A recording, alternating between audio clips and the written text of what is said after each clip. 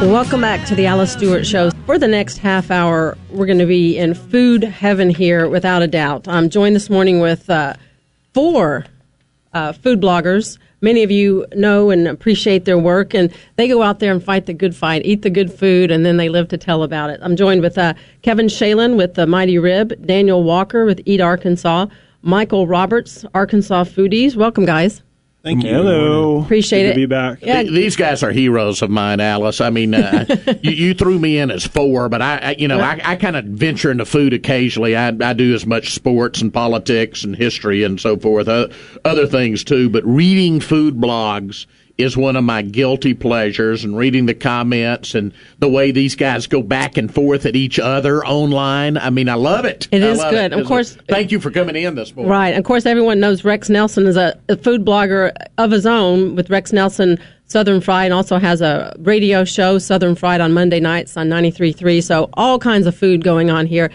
All of you, appreciate you coming. And one of the big things coming up is Cinco de Mayo, and everyone here has their own opinion about Mexican food.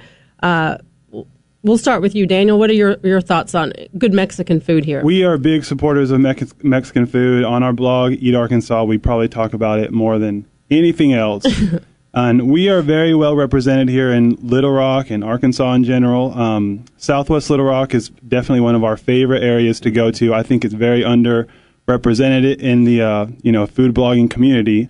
But one of my favorite places is a little place on Geyer Springs Road, just north of the I-30, and it's called Mercado San Jose.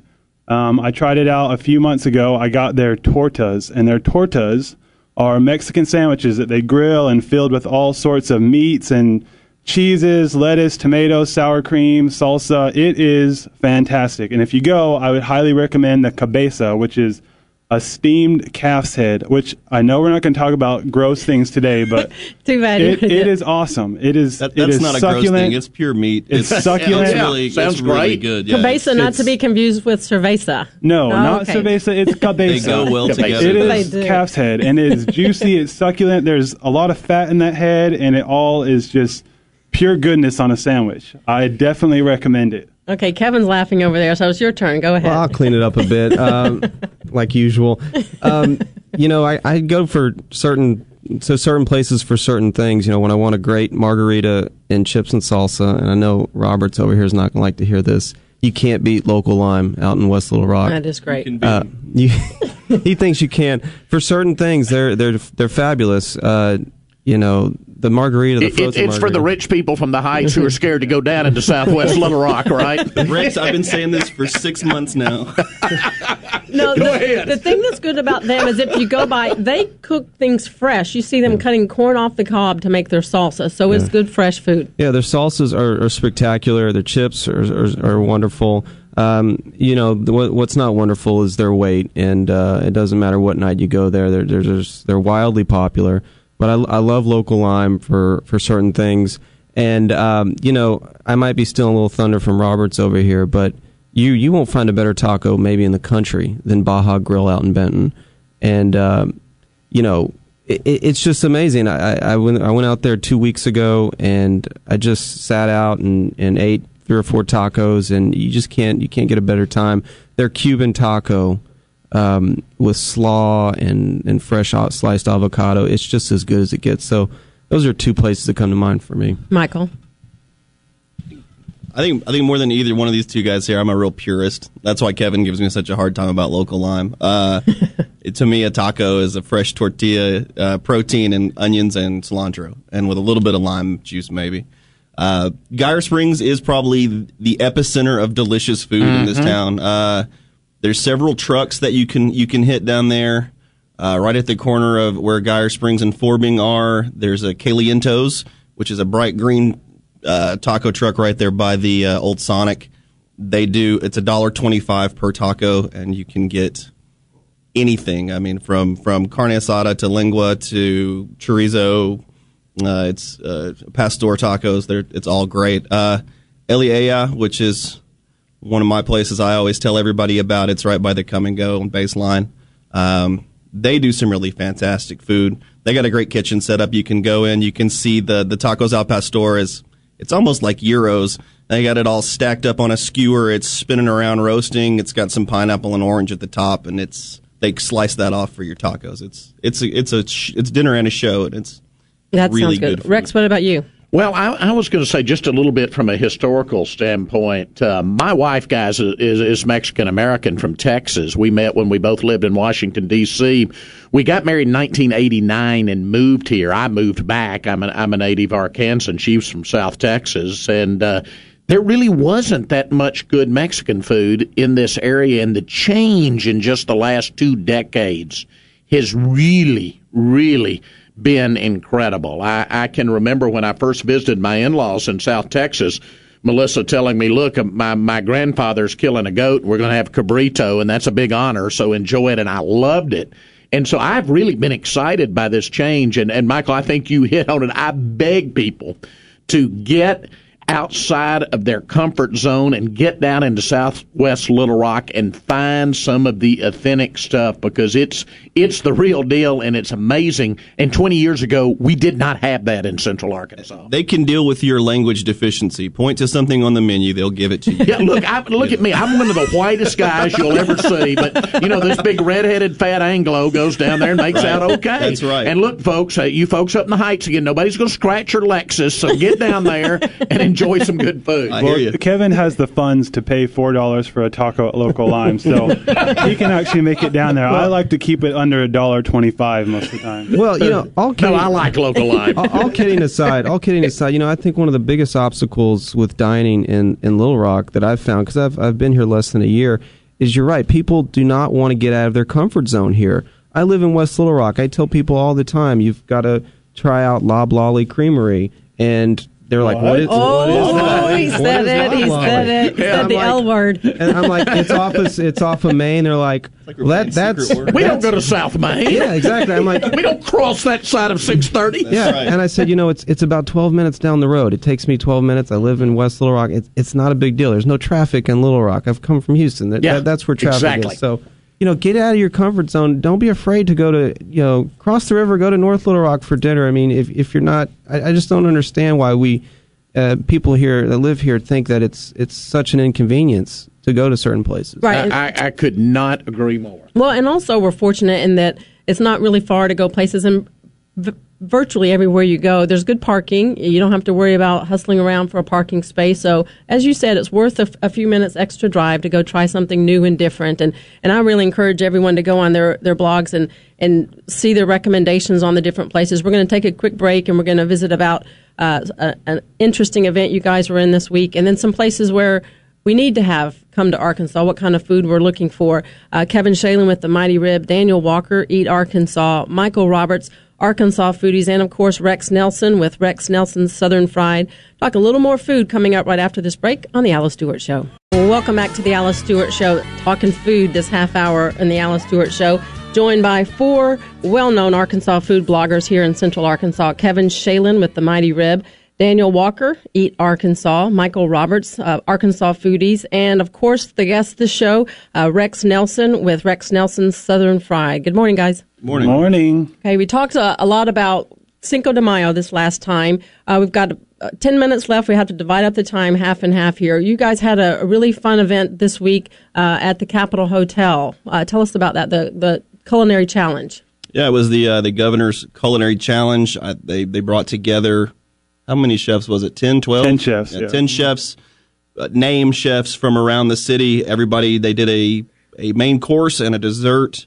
Dan and I were lucky enough to crash the place and sneak in, and we walked around and we put on our fancy clothes, and Michael took a shower, so it was good. It was an event for us all. It was pictures. one of the more interesting nights. You could see, for example, James Beard Award winner Lee Richardson with his sous chef, former Congressman Asa Hutchinson. That was a lot of fun. Asa was the sous chef? Yeah, he was the sous chef. Lee? That's impressive. Wow. That's He was. impressive. Didn't know he could cook. I'll put it this way. Maybe he can't. He was wearing an apron and working the room anyway.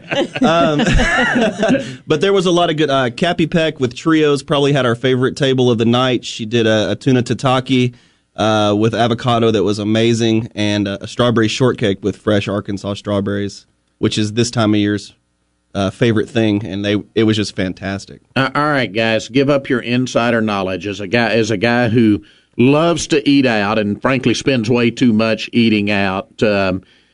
In this calendar year, do we see Lee Richardson and Donnie Furneaux, two of the best-known names in Little Rock, back in a kitchen running a restaurant? We actually asked Lee, did he have any announcements to give us for the Times? And he said that he didn't have anything at the Times. I said, do you have any insider advice you can give us or any tips? And he said, no, I wish I had something more, but nothing yet. So I just think we're going to see both of them in a restaurant before this calendar year is over. Definitely Furneaux. We've been kind of hanging around him doing his cooking classes over the last few months, and he won't give up too many details, but something's coming for him shortly. He did give up some info to Daniel, and you wrote a piece that he got a little heat for because he wants to make it a little different. It's a little more late night, 7 p.m. dress code. He has some interesting ideas. It's a good idea, something different. But he's committed to farm to table, and he's committed to doing some kind of less commonly seen dishes, maybe some of the less commonly seen cow parts and pig parts that you don't see all the time. There you go. We're excited for that. Yeah, I am too.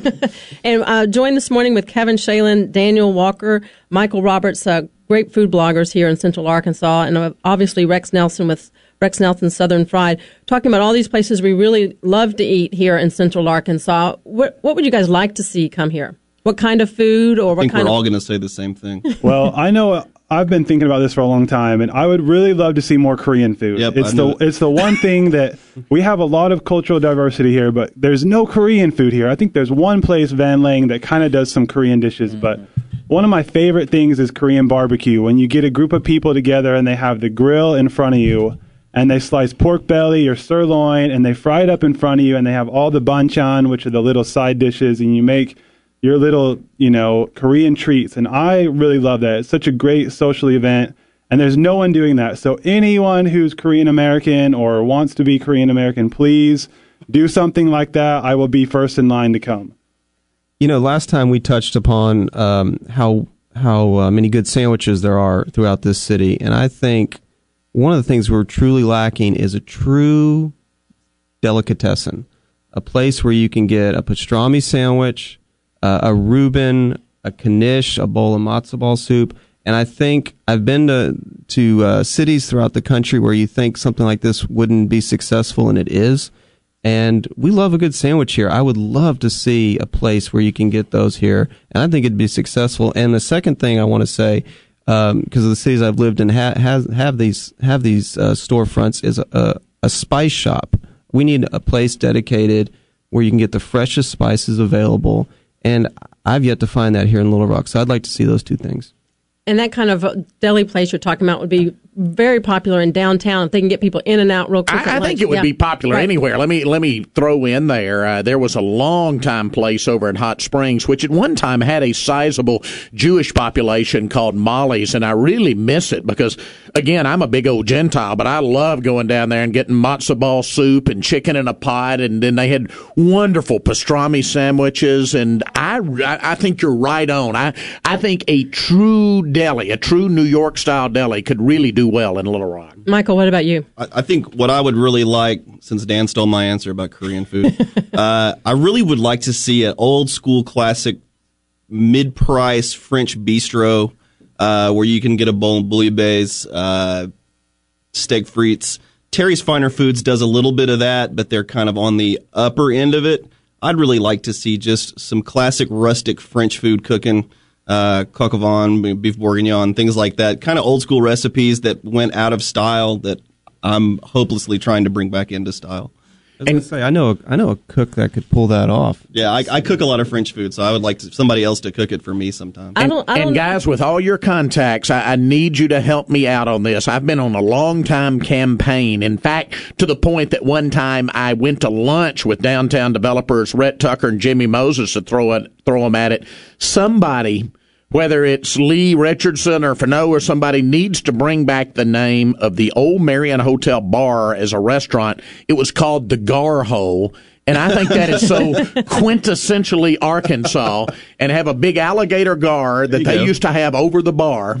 Somebody's got to bring back the Gar Hole and call that make that the name of their Well, restaurant. that's actually Kevin's nickname. We call him the Gar Hole all the time. I had no idea what it was from. But it was the bar in the Marriott Hotel. so that's where it came from. That's one of my nicknames, Dan. There's others. So. And he's just smiling, taking it. I guess payback is heck with you Yeah, guys. we usually throw it to Dan a lot. So yeah, If you don't have a thick skin, you're not gonna survive as a writer in this town. There's a lot of wonderfully opinionated people, and I appreciate all of them. Actually, I think one of Kevin's latest pieces is entitled Pie Hole, Handling Criticism in the Food World. Yeah. So, yes, you can find that on the Mighty Rib. Yeah, I think it's a big issue in this town. Honestly, is anytime I've criticized some restaurants, sometimes I'll hear back from not only the owners, but the readers in this town don't like to hear criticism, and they're like, keep it positive, and that's nice. When I think all of us here, when something's great, we say it's great, but if it needs improvement, we're going to have to write about that as well. Mm-hmm. And I think people like to go to blogs and get the truth because they say, well, should I try this place? Well, and then they go, if you guys write it's all rosy and they go and it's not, they're like, well, what is that guy talking about? You lose your credibility. Right, right. And it's not personal. I don't like to go after anybody on a personal level, but if you serve me a bad plate of food, I have to be honest about it. Even places that are considered classic Little Rock places, their service can fall off, their food quality can fall off, and you need to say it. And you're right, people consider it kind of sacrilege. I'm not going to name any places by name, but some place that's been around a long time, how dare you criticize them? Well, they deserve criticism. Yeah. Well, Michael's been a long-time Arkansan. Kevin and I are both relatively new here, and I think that's one of the things that we've tried to do is, as Kevin and I have come here, we've really, tried these classic places that have been around for a long time. We've tried to give a new spin on it in our personal opinion. We have no, sentimental ties to these places, but we're trying to be honest and keep it real. Yeah. And I want to say just don't criticize the eggplant casserole at Frankie's. That's true old style Little Rock. Kevin loves Frankie's. It is good. I do too. And you guys, one thing you talk about being critical of each other. I'm especially appreciative. You guys are very supportive of each other and support what each other do. And I encourage everyone to go check out their blogs. Kevin, Shalin at the Mighty Rib. Your latest stuff is really good on local farm-to-table stuff.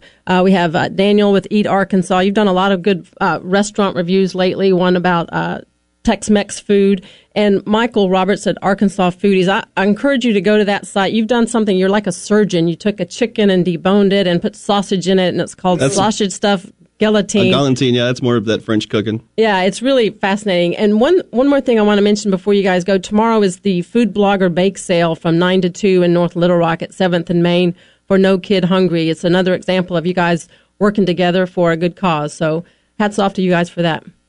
Well, aren't you cooking something? I am cooking, yes, and you guys have taught me. You guys have taught me that nothing. Food means nothing unless it has bacon on it. So I've got chocolate covered peanut butter bars with bacon in it. With bacon. Okay. You didn't bring them this morning. I was hoping to see those. I started to, but there's a lot of ingredients in that, and I didn't quite have them. That kind of sounds like the state fair, Alice, speaking of earlier. I should put a stick in them. There'll be everything from cupcakes to, I think, Joel DePippa's doing focaccia. So savory, sweet, whatever you like. It's for a great cause. Christy Eisen at Fancy Pants Foodie has done a lot to promote this event over the last 3 years, so we support her efforts there.